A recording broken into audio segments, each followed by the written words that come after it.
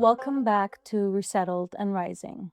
I'm your host, Shadokht, and today I'm honored to be joined by a guest, Nazenin Wali, who is an Afghan investigative journalist, multimedia reporter, and human rights researcher whose work has courageously documented the realities of conflict, displacement, and the fight for justice in Afghanistan. I'm excited to hear more about her journey, her work, and the impact she continues to make. Salam Nazanin, welcome to my podcast.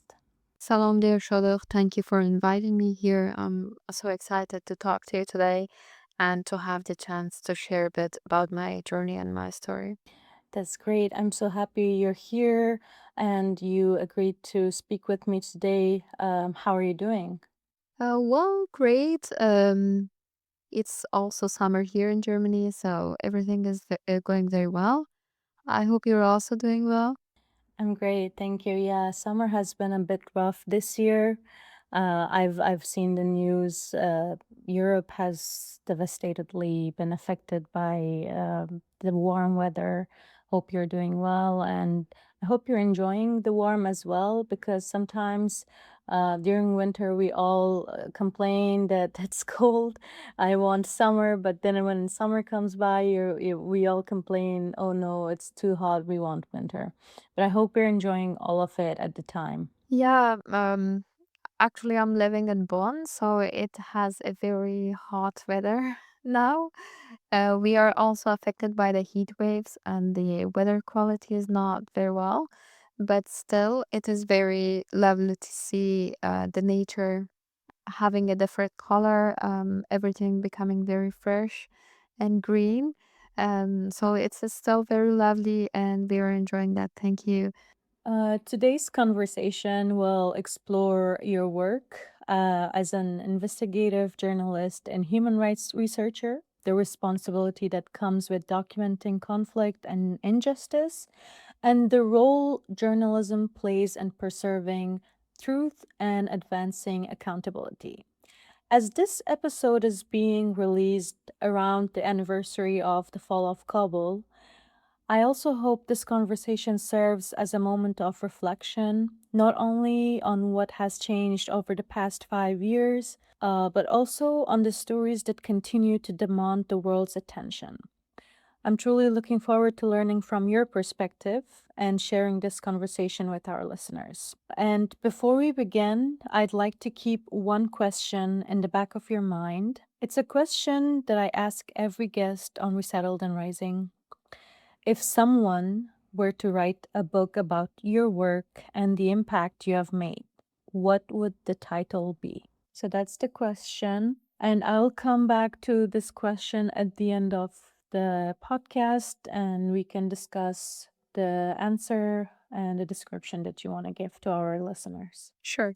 All right, Nazanin, to those who don't know you personally or professionally yet, tell us about yourself, about your background, uh, where did you come from, and where did life take you as you resettled through different countries?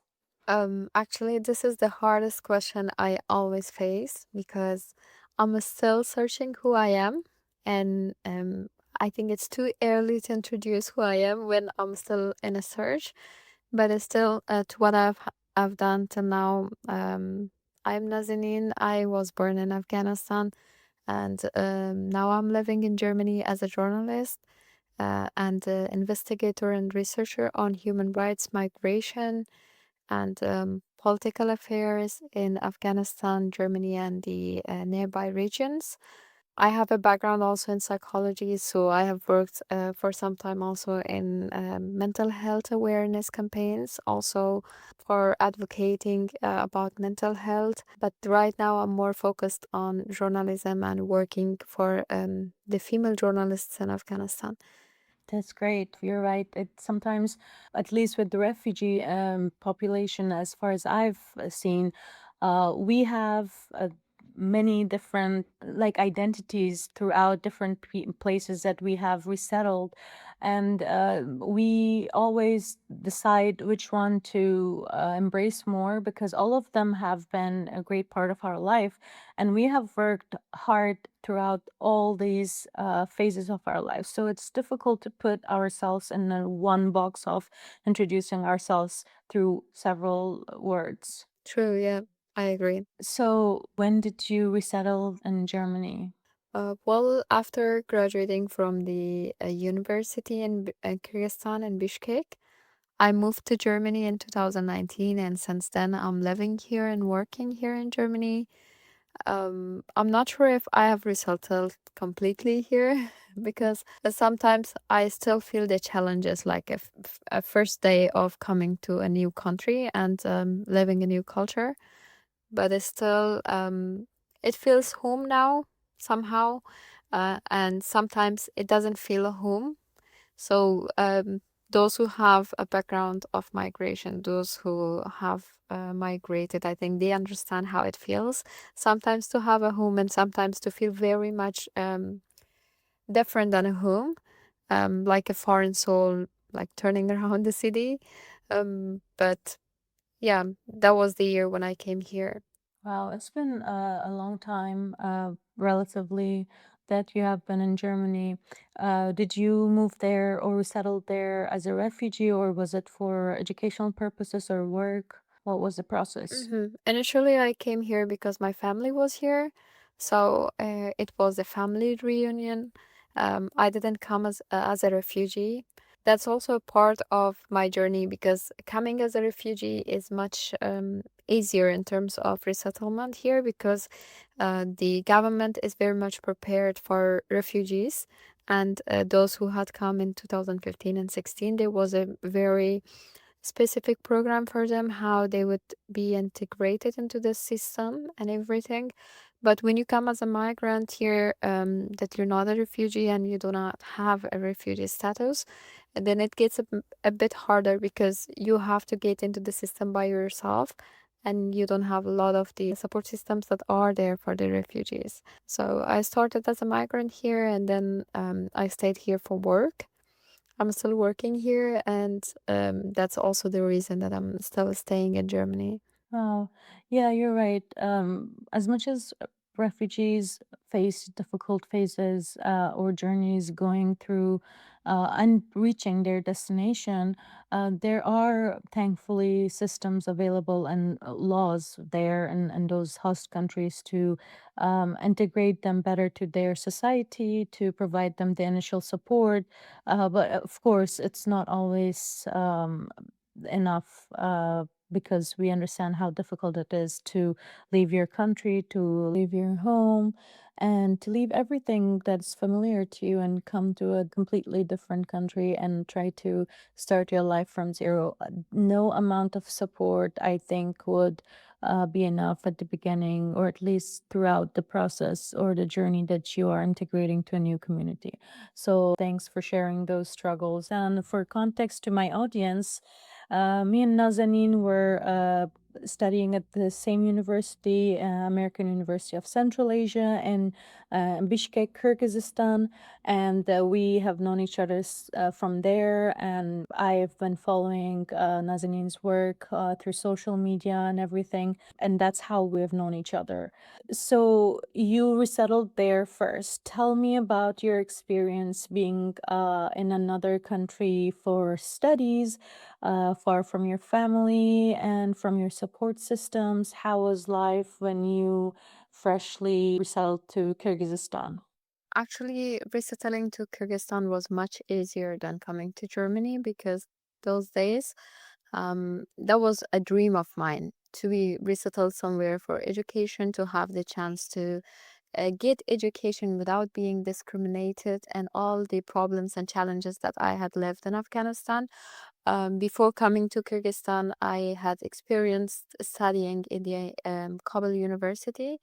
I was majoring there also in psychology, but I had gone through many challenges being a woman, being a female journalist in Afghanistan, I was experiencing different types of discrimination. Even some teachers were asking me to have a full black hijab on TV, which is not something usual in Afghanistan, even not in Saudi Arabia.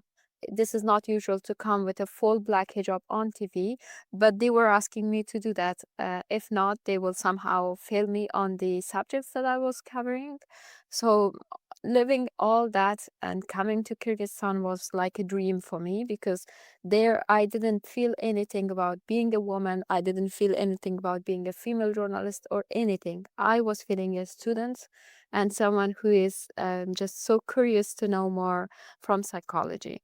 So in the first years, I was so happy to be there. I didn't really feel a lot of challenges. And the challenges that I was facing in terms of resettlement, in terms of migrating to a new country, learning a new culture, everything was much lighter than what I had experienced in Afghanistan. So I just have very good memories from that country. It was hard to learn a new language, a totally new script, and also the culture was a bit different than Afghanistan, but it was not so much different. Like the difference that we have between the culture in Germany and the culture in Afghanistan is much more than what we were experiencing there in Kyrgyzstan. So I think the resettlement there was somehow for me easier than here. Also, at the university, as you know, Shadokjan, we had a good community of Afghan students who we were in contact with, and that was also a part of the support system that we had. So we were in contact with the other peers from our ages and also from our university who had similar background like us. But coming to Germany, that was not like in Kyrgyzstan, because here we don't have like a big community like at the university we had. We have communities of Afghan people here, but not at the same university or not at the same workplace. So that is something that here we have to be more integrated in this into the system. But I think in Kyrgyzstan, we were not so much forced to be integrated in what the culture there was. You're right, yeah, because I also have amazing memories from Kyrgyzstan. And going there as a student, of course, there are not a lot of expectations from you to integrate to their society. But going to another country to resettle for life or resettle through immigration or refugee processes, of course, has its difficulties.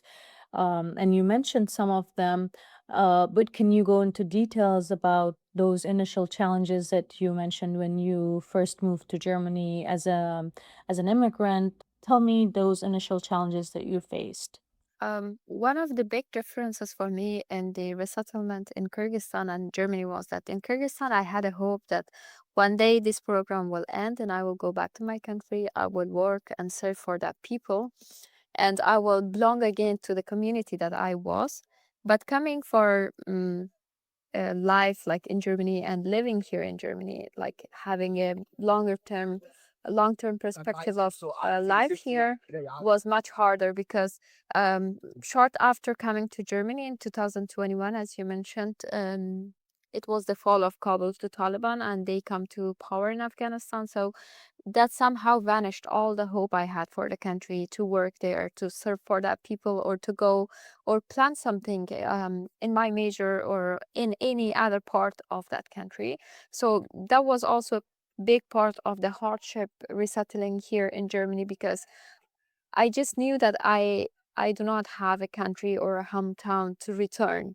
So I think that matters a lot in the process of resettlement, when you realize that you don't have anywhere else to go. So this is all you have, and anyhow you have to um, get integrated into the community. Back in 2019, when I came here to Germany, I was very close to becoming 25. And as someone who completes the age of 25 here, the support that you get to be integrated into the system, into the work system or education, everything becomes much less, because you are considered an older immigrant or an older refugee. I think that was somehow an age discrimination that I was facing, and my legal processes were getting postponed so that I reached the age of 25. I was facing that, waiting for the slow bureaucratic processes here until I get 25 and the rule and the law changed for me. So they told me, okay, now that you're 25, we cannot support you in this way. We cannot do that. We cannot do this. So that was somehow that I felt like, okay, it's much harder.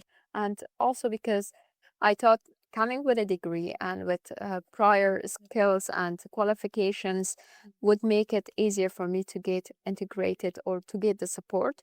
But it was vice versa here, because the answer I got from the support systems in Germany was like, oh, you have a degree, you have basic knowledge of German, you have English skills, so you don't have to get into the educational system here again. You can work, so please go and work.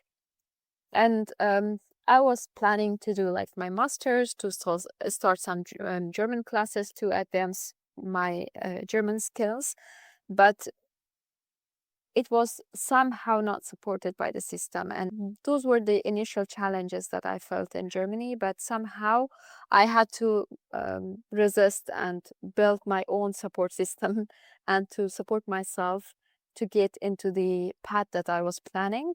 Finally, I got into the path, and at least I'm doing what I'm passionate for. That's great that you finally found your support system and you built that support system for yourself, because it's very crucial to do that, because nobody, I mean, there are systems that will support you, but you have to find your way. And listening to what you said, your answer, I had some other guests also, which exactly said the same thing as you said. Like going to another country for education purposes, you always have the hopes that you will go back to your country. Like back when we were in Kyrgyzstan, we had the hopes that we will go to Afghanistan one day, we will work there, we will live with our families. But then things happened, and you are an immigrant or a refugee now, and you don't have the hopes to go back to your country, not only because you can't or there are restrictions based on your immigration status, but also because your country is not in a situation that would accept you as a woman, as someone who's passionate about work, who wants to grow in their career. So this is something that has come up before as well, and it's a common, I think, challenge that all who resettle through different purposes are facing. And I'm glad you mentioned that. And also, I am surprised by the age restriction that you mentioned. I never thought that. I mean, Germany, we've heard a lot of great things about that, about the refugee systems, and knowing that they are not supporting beyond a certain age is very surprising. But I'm glad you mentioned those things and you shared your experience about your initial challenges. So, walk me through your professional journey then. You mentioned that you were a journalist, or you worked in the journalism field in Afghanistan, but when you came to Germany, how did you pursue your passion or your career and your professional journey that you are in right now?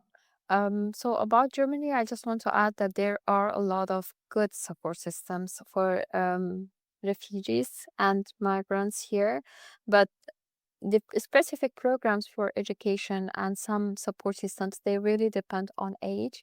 Also, from the beginning, when you are under 25, you have much more options. When you are over 25, you have less options. And that also depends if you're beyond 35 and when you're closer to the retirement. So there is age restrictions for some supports and programs, and that is somehow affecting the life of refugees and immigrants here. As you said, yeah, I was working as a journalist in Afghanistan. And when I came here, I had a very different career plan for myself, because I had studied psychology and I was planning to continue with psychology. Um, but seeing the support here and how the system worked, I realized that at the moment, working in psychology and studying psychology, continuing my education is so much far from reality. So I had to work to extend my residence permit and also to get a permanent residency, and I had to work at least 5 years and pay tax for 5 years. And when I thought journalism was something that I had in my hand already, so I used that skill and I applied for a job here at the Deutsche Welle, and luckily I got accepted and I started working with them. I'm happy that still I'm serving people, I'm serving human rights and all the values that I had, but through a different measure, through a different path. But at least I'm working for the same goals and values, and that's something that is important for me now. Um, Looking at my plans, I just see how different it became with the journey of migration and with the resettlement here in Germany. Um, and that's the case for a lot of refugees and migrants here. It's much harder to continue with your career plans. Sometimes the life takes you somewhere else, but I think this is part of migration. Yeah, right. But it's very powerful that you try to stay true to your values and continue serving what you or your purpose is, like working towards human rights through any form or shape. It doesn't matter if through psychology or journalism, and that's great. But I want to ask this question because your background in psychology is unique for a journalist. How has it influenced you or the way you conduct interviews or tell the stories? I think psychology, more than being a major to work in clinics, it is more about understanding the human behaviors and the experiences of people. It just brought me into a very human level of the events and everything that we are getting on news. So it gave me another perspective of understanding how humans behave. It felt more when I'm conducting the interviews with the people who were victims of violence. For example, I've interviewed several women who were detained by Taliban and who were tortured.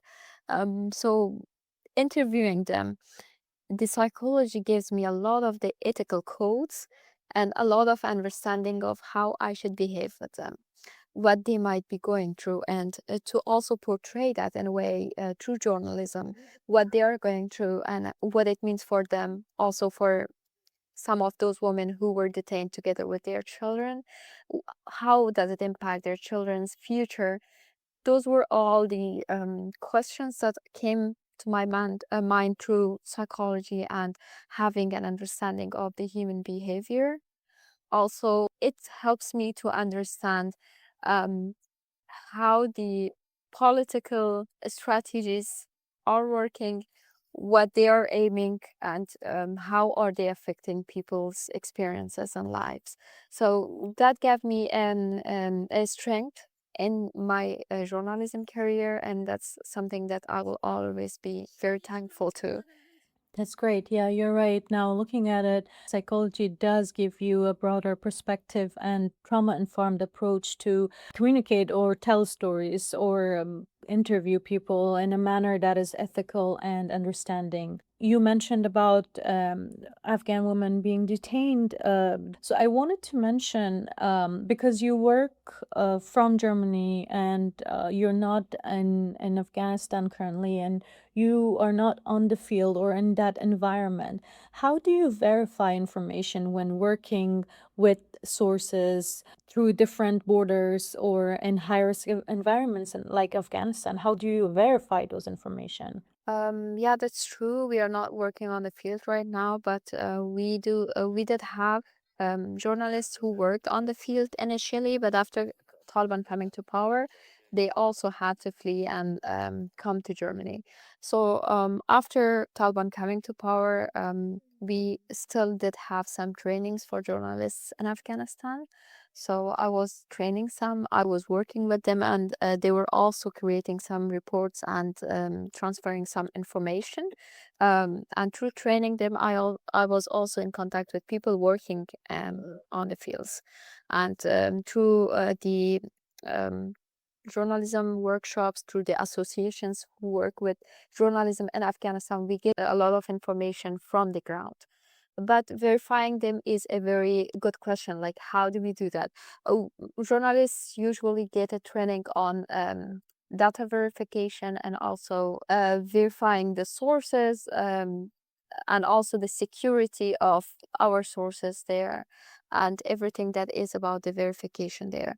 So we have tools to check for videos, we have tools to check for photos about the information that we get, but also the information that we get from the ground, we have other sources who we can ask and verify if the details that we have got are valid and we can use them.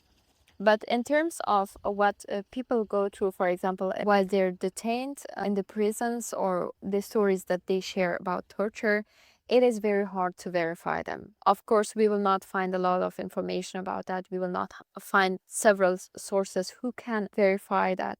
So, in some of the cases, we really cannot verify. And we mentioned that, yes, we were not independently able to verify this information, but this is what one side of the story says.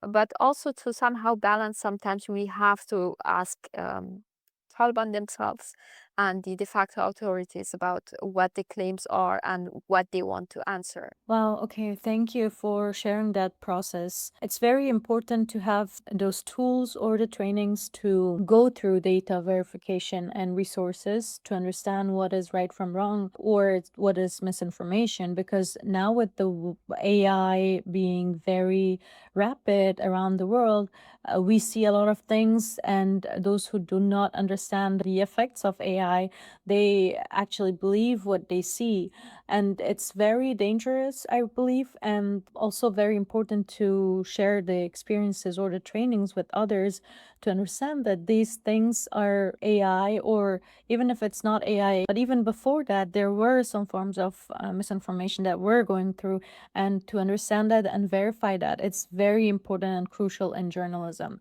So, what are some misconceptions that people outside of Afghanistan often have about the situation on the ground? Not that you are in contact with your resources in Afghanistan, you might be more aware of the situation on the ground, but what are the misconceptions that people are having? Um, there are a lot of things and a lot of differences between what is happening there on the ground and what is how is it is perceived outside Afghanistan. But one thing that is now coming to my mind is a lot of tourists, foreign tourists, going to Afghanistan and showing Afghanistan as a very peaceful country right now. And also some Afghans who were living abroad going to Afghanistan and showing that, okay, Afghanistan is very secure now, you can travel anywhere, and people are living in a very peaceful, secure way. I think that is a misconception, because if we are talking about security, if we are talking about a peaceful life in Afghanistan, we should always consider that the security should be in many levels, and we should see if the security is for everyone. Having women somehow restricted to their homes, and their voices being silenced, having women not being allowed to work, not being allowed to go to schools, that's not called security. That's not something peaceful. Yes, with a foreigner passport, when we are going to Afghanistan and traveling, we might get a very different treatment than what the people are experiencing, what women living in Afghanistan are experiencing. What I've heard a lot from women in Afghanistan is a very severe situation in terms of human rights and in terms of women's rights and the restrictions that they're facing. And everything is much harder and harsher than what you're getting outside Afghanistan. Yeah, you're right. You mentioned something about tourists showing another not a true face of Afghanistan. Uh, do you think those misconceptions has made the world become desensitized to the crises that is happening in Afghanistan right now, with everything that's going on with women rights and education rights? I think that's a small part of the case, because Right now, as we see, the world has become a very insecure place. We have conflicts in different areas of the world. I think now, unfortunately, I feel that Afghanistan is not in the priority of the world. And this is very sad because that means a lot for women and that country that is taking the chances from the girls in Afghanistan who are looking for the world to do something for them, or to somehow like help them in this situation. Every neglect that we are doing right now about Afghanistan is costing women and girls of that country years of their lives. We know, like, we have lived the first regime of Taliban. I was born in the first regime of Taliban, and when they left Afghanistan, I remember that we had classmates at our school that were much older than us, and they had to stay at the same class with us, because they had to cover the years that they had lost. They had to cover the chances that they had lost, and um, that was somehow even affecting us, having like different ages in the class. So the school was not even normal in that time. But I just cannot imagine how would it be for women and girls again to have the access to go to schools, to have the right to education. It will cost them a lot, and unfortunately at the moment I think the world is watching somewhere else. Yeah, it's truly sad to see how the everyone or the world is reacting, and also it's because you mentioned at the beginning, it's because mostly a lot of things are happening, and I think right now Afghanistan is a lost cause for many around the world, and it's also been 5 years like Taliban taking the power in Afghanistan. So I think it's been so long that people have gotten numb, maybe, or they just, as I mentioned, desensitized to what's happening in Afghanistan. But I thank you for sharing those takes on the situation and your journalistic thoughts. I truly appreciate everything that you're mentioning. But going back to your journalism career, what qualities or skills do you think you had, and what qualities and skills did you develop in the process of becoming a journalist and being a journalist? And how has that helped you navigate your life better in a new environment that you're living in right now? Um, Thank you for the question. I just wanted to mention before going to this answer that the ideas and the views that I'm sharing here is just as a person who has left in Afghanistan and is working here as a journalist. It doesn't belong to any organization or my previous workplaces or my school organizations or anything. This is my personal view, just to mention this. And um, about the skills and qualities, back working in Afghanistan, we were mostly focused on producing and writing the news, but we didn't have to be a video or a videographer to be a journalist. But here in Germany, and for many international outlets, when we work as a journalist, we have to have a lot more qualities than what it was expected in Afghanistan. So we have to know how to edit the videos, we have to know how to film, we have to know how to share that on social media platforms, how to check the um, uh, like data that we get from social media, verify things. And I think developing my career here, I learned a lot more than what I had prior to working here. And that's a good thing that, as you said, it was a journey of becoming a journalist here. However, I had some prior skills, but they were not in the level of a journalist here in Germany. And I think I'm still not in the level of an international journalist to be calling myself, but I am in the process of becoming one. That's great. Thanks for sharing all those skills. Would you think I am a journalist now that I know all those skills mostly? Of course, you're one of the bravest ones I have known so far. And I'm very proud of the idea that you have started with this podcast. And I'm happy that people get a chance to share what they have gone through, resettling to new countries and migrating. Thank you. Thank you. I appreciate it. I'm learning. Truly, I've been watching your videos and the way you report on the news, and I am truly inspired by you. Honestly, I think you have to have passion. The skills would develop by time as well, and the skills are things that you can learn throughout the process. So, can you tell me or share a turning point or a defining moment in your life when you realized that despite all the challenges that you face in life, you could succeed despite all of them? Um, there have been many points of my life where I felt like I have to resist more. I have to be successful. I have to work. And one of them is the point when I was trying to become a journalist in Afghanistan. I just decided for journalism, and I had found a work there. And when I shared this with my father, he was a bit resistant because he was afraid of the security situation in Afghanistan. But despite all, he supported me to go on.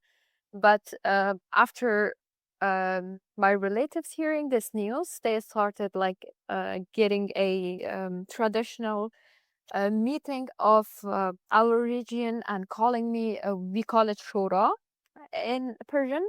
And they called me there. They asked me not to work as a journalist because it's not good for women. It's not good for good women and good families and stuff. So that time it was very hard for me to decide because I was just 16 years old, very passionate to share, as you said, about life, about everything that was happening in Afghanistan, especially in the life of women there. But at the same time, I had a very much pressure of the relatives that I had to somehow think about another measure, but not journalism. And I just remember like this was the turning point, a conversation with my father that I told him that maybe I should give up on my dream. I had doubts. And he told me that I didn't know that you are giving up so soon. Wow. And this sentence of my father was a very good turning point for me that I realized that, okay, if my father is fighting for my dreams more than I do, why don't I fight for myself? And why don't I resist?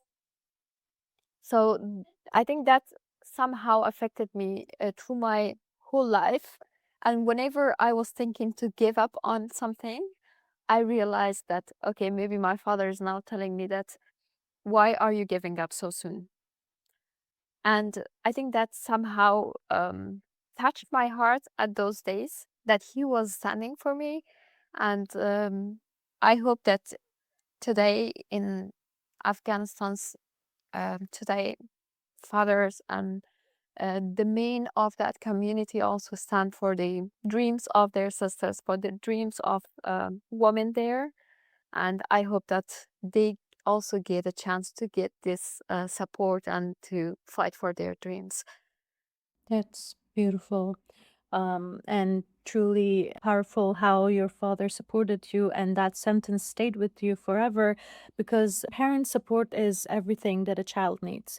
And I'm really happy that your father was supporting you. But going back to a sentence that you mentioned, members of your community said a good woman uh does not have this profession. Their description of a good woman comes from a very traditional and stereotypical ideologies that they have. But with everything that you know right now and you have achieved or you have seen throughout your network of people that you know, how would you describe a good woman in your words? Um, that's a hard question, to be honest. I'm not thinking of a good woman nowadays, to be honest. I am thinking of a woman, and that a woman does not have to be good because good very much differs to everyone. And good to who, good to what, Exactly. and good according to who. So I think having that heard from my relatives somehow was putting a pressure on me on the decisions that I was making in my career.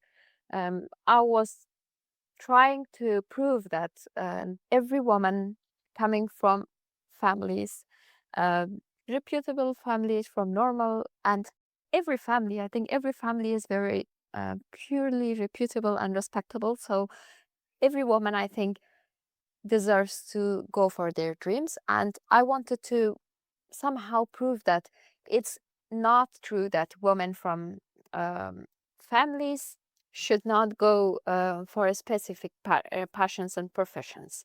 And there's not professions who are only for male, there are not professions who are only for female. So I think I was trying to challenge that idea, which I see that was somehow successful because I saw other women from my community, they started working in journalism. And it is very interesting that 2 days ago, the head of this shura and this community meeting that we had, um, his daughter wrote me that she has started taking journalism courses. And his dad was someone who was like 100% against working of women from our community in this profession. And that felt very much emotional for me because I realized that somehow I have succeeded. I've succeeded to prove that journalism is not a profession to be only for men, or somehow a stereotype that women who are working in journalism are not good women. I believe that journalism is very risky profession, yes. There are moments when you are not so secure. There are moments when you have to take like big risks in your life. But that doesn't mean that a woman should be avoiding this, because maybe that risk is something that makes you to know yourself more, to evolve in your personality. And thank you for sharing that. It's very powerful to be an inspiration to other young women. And if you could give an advice, I know you mentioned taking risks and going after your passion, but if you would give an advice to aspiring journalists, what advice you would give them? I think I'm not in that position to give any advice, but out of my experiences, I can just share that the best thing as a journalist who is reporting on human rights, is to believe in human rights. I see some people working in this field that are not really believing in what they are working for. I see people who are working for women's rights, but they are not really believing them. They just work because it's a work. I think when we believe what we do, when we believe the values that we are working for, we will be really honest in delivering the information and being ethical and considering everything that really matters to that case. I think it's very important to work on ourselves personally, and then working on this field. Exactly. Yeah, you're right. I totally agree. If you're not believing on what you're doing, then what you're doing is not true to your values. So, yeah, thank you for that explanation. Now, everything brings me back to that first question I asked at the beginning. If someone wrote a book about you, what would the title be? I was thinking about this question the whole podcast that we were talking, and I think it might be resistance, Wow. Mm-hmm. because through my life, there have been a lot of things that I have resisted. And unfortunately, as a woman being born in Afghanistan, if you want to be on the path of your passions, your dreams, and if you want to live like a normal human being outside Afghanistan, you just have to resist. I am very happy when I see women outside Afghanistan, for example, here in Germany or in Bishkek, that they have some of the values, some of the experiences without resisting a lot, without fighting a lot for it. But I see that how we as women being born in Afghanistan have fought for very little basic rights of us, very basic things that we could just have it, and we resisted to have that. So I think if there would be a book on my life, it might be with the title of Resistance. Wow. Yeah, that's great. Thank you for sharing that and the description behind the resistance. You're right.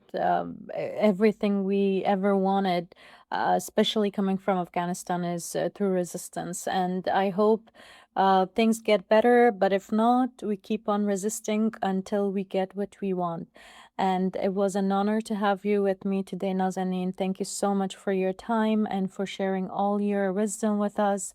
We are so honored and proud to have you as a journalist in our community and as someone who is working for the right of women, refugees, and every community that is underrepresented. We are really happy to have you, and thanks for giving us your time today. Thank you so much for inviting me. I am so happy talking to you after a long time and also having the chance to talk to more people who might be sharing the same experiences or might have the same feelings, carrying the same feelings. So I'm very happy that I had the chance to talk to you today.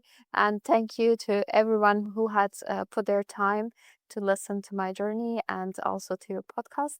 Thank you so much. And I hope to see you soon in Germany someday. Yes, I hope to see you soon.